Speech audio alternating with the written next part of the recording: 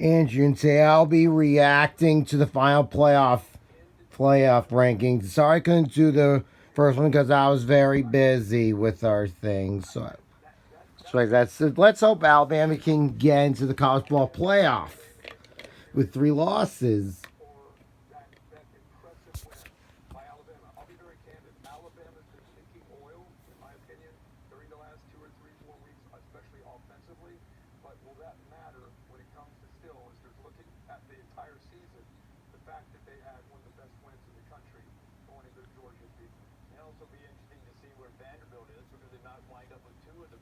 That's Nick Saban.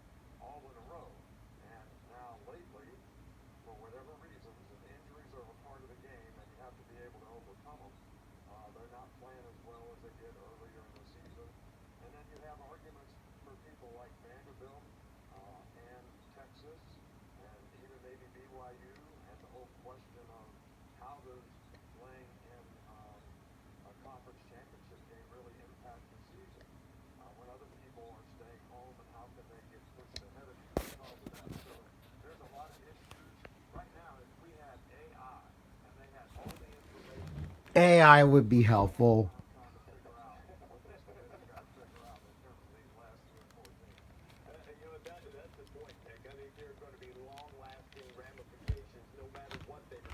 Yeah, I can't find my option rule, so I have to hire this.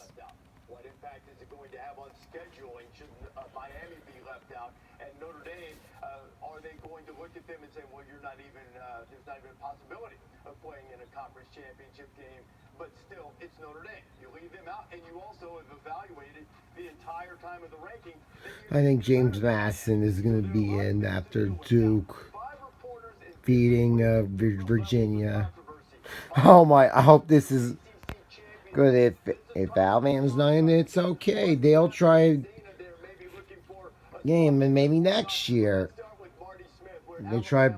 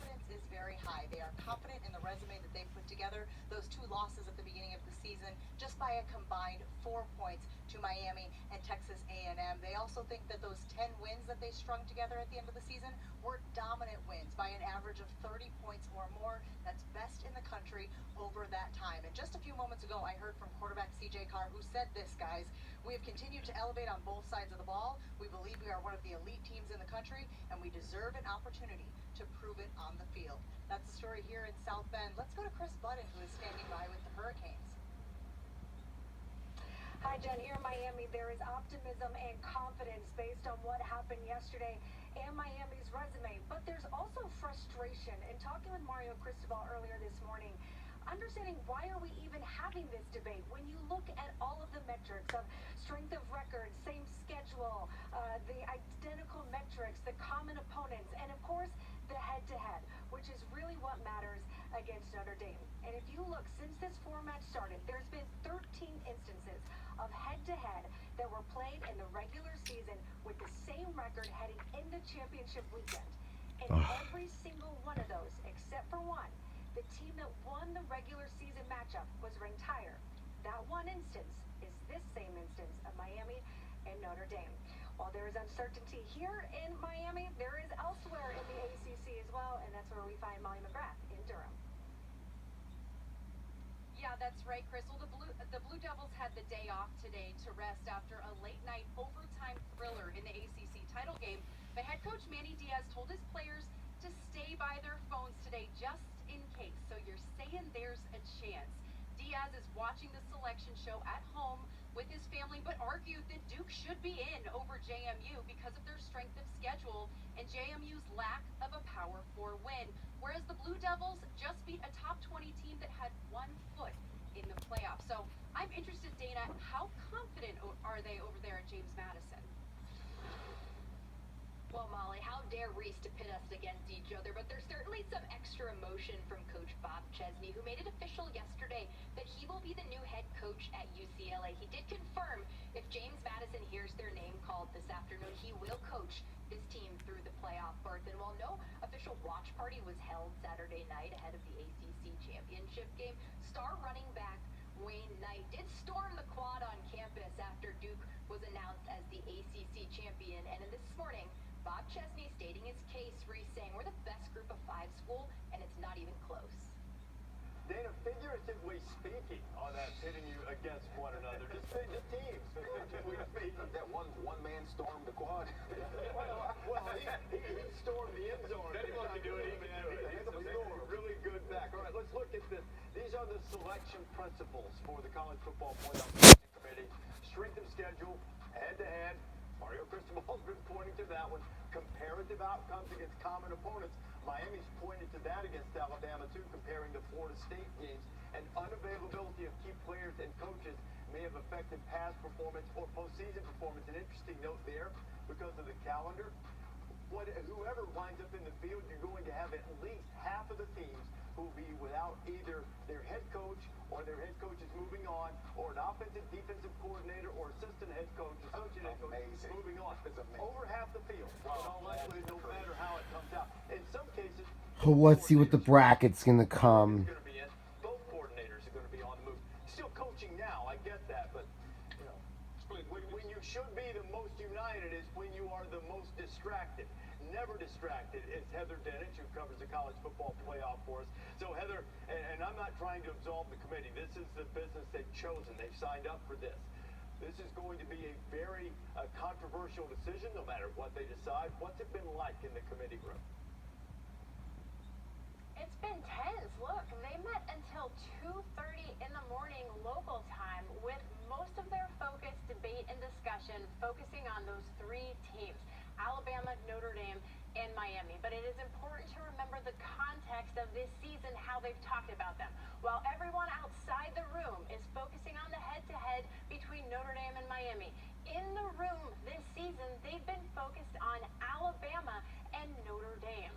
So the way Alabama played in the SEC championship game against Georgia very poorly opens the door for debate. They will certainly consider dropping Alabama, but how far?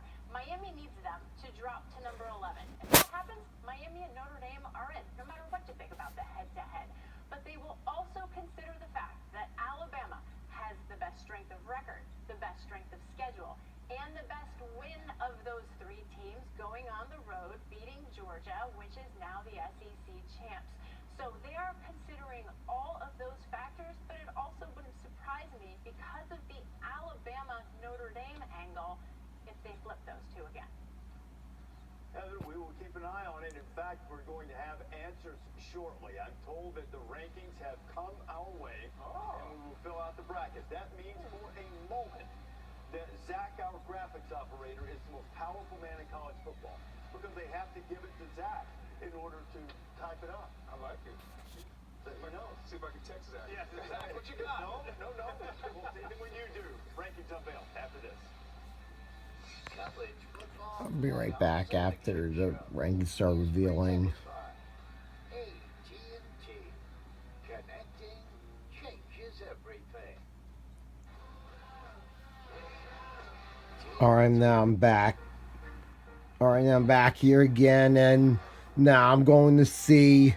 Now we're gonna go see the 12 ranked team rankings. See the final rankings, and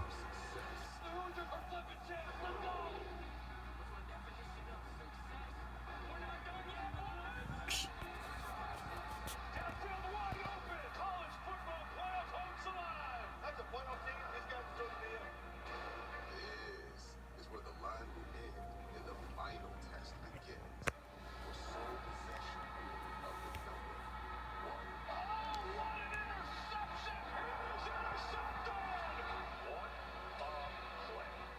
So many numbers in the world, so many teams vying for this prize. Who's counting? We are. The path starts right now with the unveiling of the 12 teams in the college football playoff. The journey goes to Miami Gardens, Florida, Hard Rock Stadium, January 19th. That is where the national championship game will be played.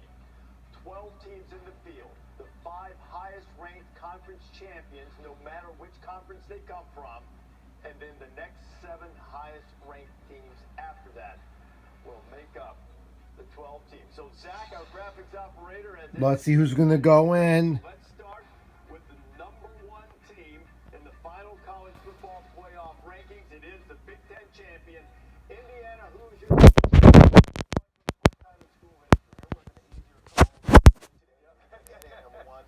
Yeah. There's not deep enough to say what I think of what Cignetti has done in Indiana in the past 2 seasons. Last season it was sort of like, okay, Indiana's a pretty good team, it's a 1-year run, and then to come back and do what they did in this season, hadn't won the Big Ten since 1967.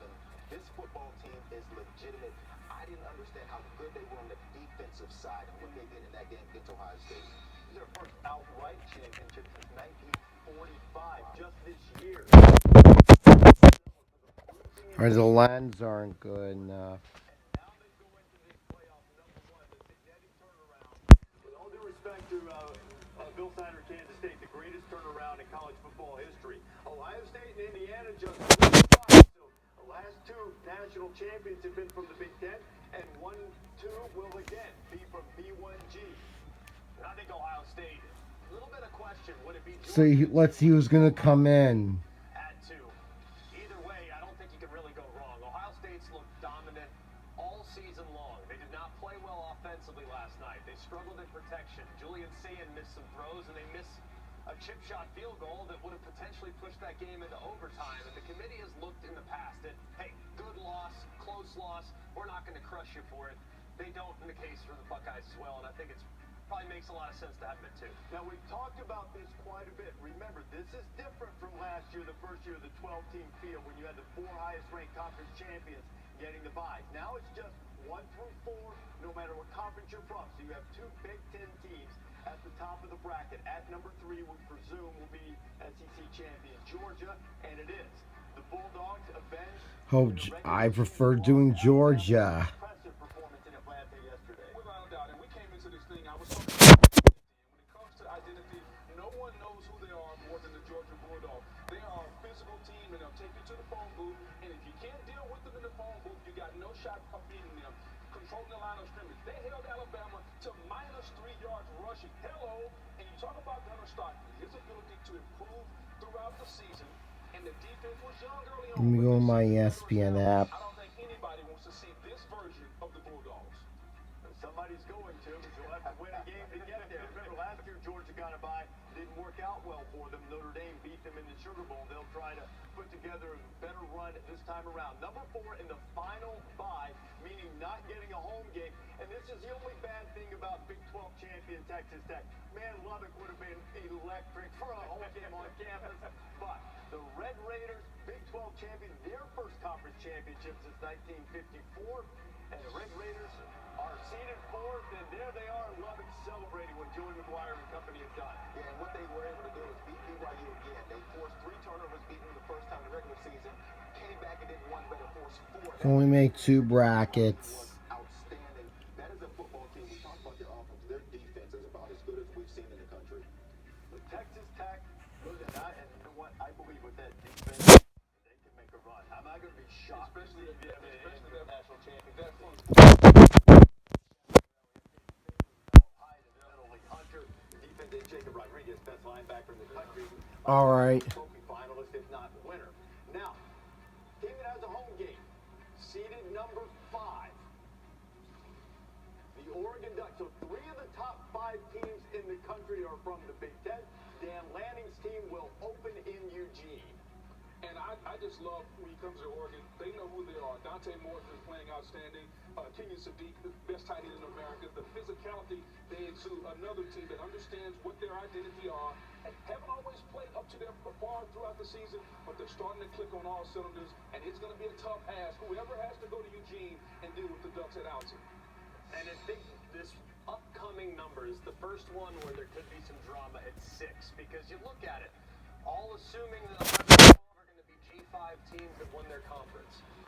6 versus 7 is potentially significant when you take into account what your first round matchup might be. So will it be Ole Miss like it was last year? Big time after the loss to Texas. Greg, that is a tremendous setup because it does it.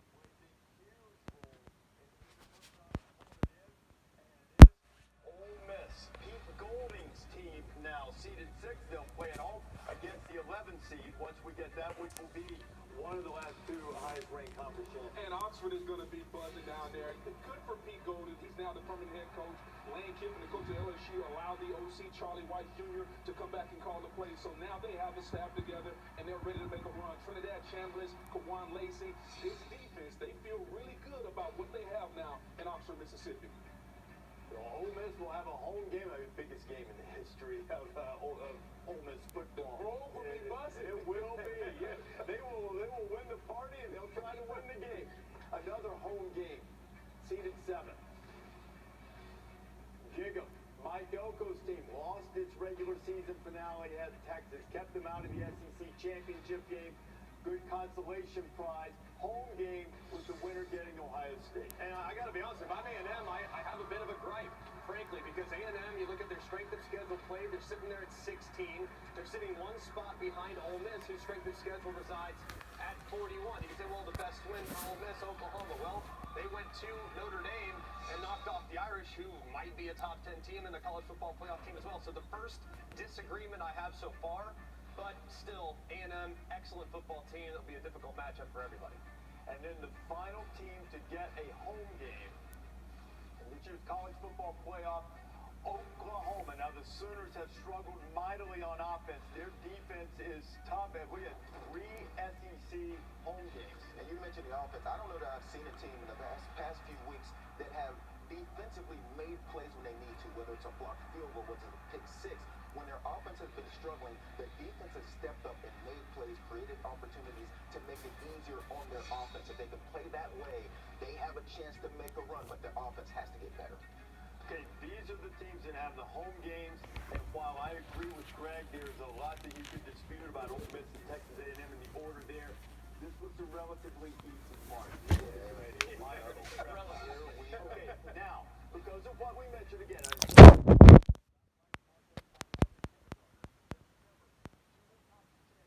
going to the field.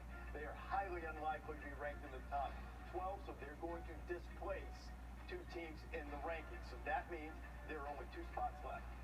These are the contestants. Alabama, which lost in the SEC championship game, and the much ballyhooed debate between Notre Dame and Miami. So, number 9, who will go to Norman to take on... Yeah, Alabama's in the playoffs. Maybe the game that had Alabama sitting on the bubble, they'll get a chance to avenge that game. Yeah, and I think when you look at this, you Alabama's in the playoffs. Yay! State being two, a team that also lost their conference championship game. They weren't overly penalized. They dropped just one spot and flipped to the team right behind them to acknowledge the head-to-head.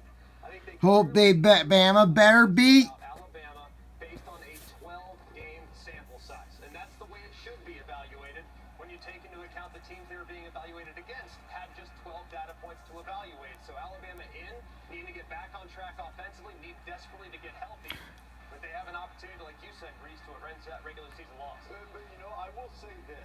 All right, Bama, you better try to take down the. Probably punitive for a conference championship game. But God, if you're going to play them, they need to have stakes both ways to win the conference championship. And what happens if you lose? They have to count somehow. And we're talking about Alabama maybe having the best win in the sport by going to Athens. They also have one of the worst losses by losing to Florida State. So we just cannot erase that. I'm surprised at this move right here. Okay, with one thing, we'll have time for this. You have to define loss by record. Absolutely. If you go by power rankings, Florida State's still top 30. I'm not trying to excuse it. I'm just saying all of these things you factor in and try to define them. So now we're down. We're basically back where we started. There's one spot left in terms of at-large teams, and it almost certainly is going to be Miami or Notre Dame. So, number 10, and it is Miami without playing. Wow. Without playing on the final Saturday. Notre Dame had been ranked ahead of them the entire time.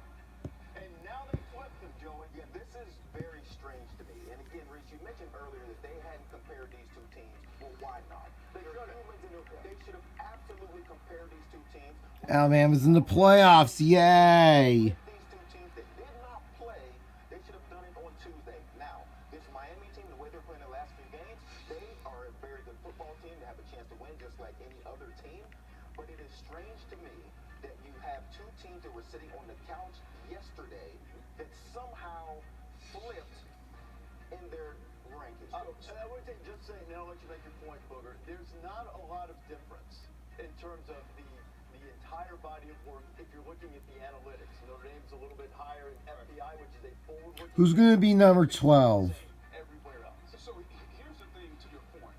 We do this week in and week out. Yeah. It's a beauty pageant. Now that the season is done, it's a resume contest. And so it's very easy to go back and compare these two teams when it comes to the resume contest, because now the head-to-head has to come into Their effect. resume didn't change from Tuesday. I know, but everybody's resume is complete from the standpoint of their resume. Was already complete. But today doesn't change their resume. It was complete when we had the ranking on Tuesday. And so if we're going to make sense of this, as we're trying to watch it play out, if you want it to make sense, then make sense. If the resume was done on Tuesday, and on Tuesday it was a better football team, and the resume has not changed a lick. Two teams were sitting on the couch. Somehow, that flipped. There was one team between them and BYU that lost. It's now moved back. Now, if they're right next to each other, we're assuming BYU's moved back. We don't know that for certain. Yeah, but Greg, it's true, but the way they do it, it's a larger group. They should have already been compared. I don't differ with the decision. Correct. But now nothing. I agree with Joey. Nothing's changed prior to But that. everybody's resume is now done, and at that point, Their I know, but resume was already done. the entire season is now done, and now we have to compare the head-to-head, guys, and that's what rules. It should have been And they should have gone back and watched it like I did, and like I think several others did. When you watched that game, it might have been a 3-point margin. It felt like What more. makes you think they didn't? They did. I think they absolutely did. They probably Yeah, so they probably did. Now, this is obviously the most hot button topic among these three teams, and we'll have plenty of time for that. But there are two more teams waiting. Oh, we got two more. Hey, we've got two more conference champions to get in. You have to have 5. So the fourth highest ranked conference champion, number 11, is Tulane. By the way, this just in. We've seen this before. Ole Miss won by 5 touchdowns in the regular season. They played Tulane, champion of the American, had a terrific season, but Green Wave at their watch party in New Orleans, and there they are. John Summerall, before he heads off to be the head coach of Florida, will coach his team throughout the playoff. And how about that? There's another little twist on this matchup. John Summerall is going to Florida. Pete Golding's now permanent head coach, but Ole Miss without Lane Kiffin. You mentioned the 5 touchdowns. We also saw Duke and Virginia. It was a rematch last night, and Duke came out. Duke lost by 17, I think, the first time. So just because it was a blowout the first time doesn't necessarily mean it's going to be a 5 touchdown. John Summerall's a good coach. I think he'll have his team ready to play. Okay, let's go to the last spot, the team that will go to Eugene to take on Oregon. And it is. James Madison, this one is for you, Jill Lee and Jill LaPel. And it's the ACC champion not making it is a little bit alleviated by the fact that they got a large. What a great format. And is ranked number 9. But he will continue to coach the Dukes. And good for them, too. If you watch that football team, they are a team. In every possible way. Ton of respect for what they do offensively and defensively. I think Bob Chesney is a revolutionary. This guy is big time. Rankings are here. But man, he's got business to attend to because going on the road to Eugene will be a massive task. But I think that team is tough, man. They'll be tough to beat. Okay, a little bit anticlimactic, and this will probably sting. First team out, I assume, is Notre Dame. I mean, I don't think that's a huge surprise. The Irish, it has to be gut-wrenching for them after being in the field pretty firmly until last week, then sitting on the bubble and then getting bumped. Second team out is BYU. All right. Now look next to Notre Dame. For all Notre Dame fans. But committee deemed not quite enough to make it into the field. Notre Dame is the team that is on the outside looking in. It is a team that I know Kirk Herbstreit joins us again now. Kirk, I said I know Notre Dame. If you just looked at the tape, if you just watched them play, one of the 5 best teams in college football right now. So Kirk, let's start with you as Nick and Chris Fowler have joined us as well. What's your reaction to what you just saw? Like we talked about before they released the rankings, I think, again, it became a debate between Miami and Alabama. I think they got the nod. I think Miami and Notre Dame, I think the head-to-head that Joey's talking about, one of the things I think is interesting based on what we've always been trained is, and I know the Tuesday night show creates some drama, and it creates a lot of heartache and headache for a lot of people to understand, but they really don't feel that their rankings are true until they get all of the data in. And with BYU losing a second time convincingly, even though Miami didn't play, Notre Dame didn't play, that put BYU behind Miami. And now head-to-head matters because they're right next to each other. And even though they weren't on the field last week, it's hard to justify how could a team go by when neither team played. They would tell you in that room that we needed all the games played, all the games finished. And now we can see that Miami and Notre Dame were next to each other. And last week has nothing to do in their minds with this week. All right, I'm gonna stop this video right now. So, if you're watching, please give me some love and give me a huge thumbs up since Alabama is made to the playoffs. 3 losses to the college football playoff for the time ever with 3 losses. And Bam, and you bet we bear for Bama to get into the playoffs. And eventually, even though they didn't play, Notre Dame did play, the committee felt with BYU's second loss to Texas Tech in convincing fashion, they should go meet Miami. And again, that's where they had mattered, and that's why they ended up flipping Miami and Notre Dame. Kirk, I'm going to talk to Hunter Yurachek about this, but in their protocol for ranking teams, So, rate, like, comment, share, and subscribe, and bye.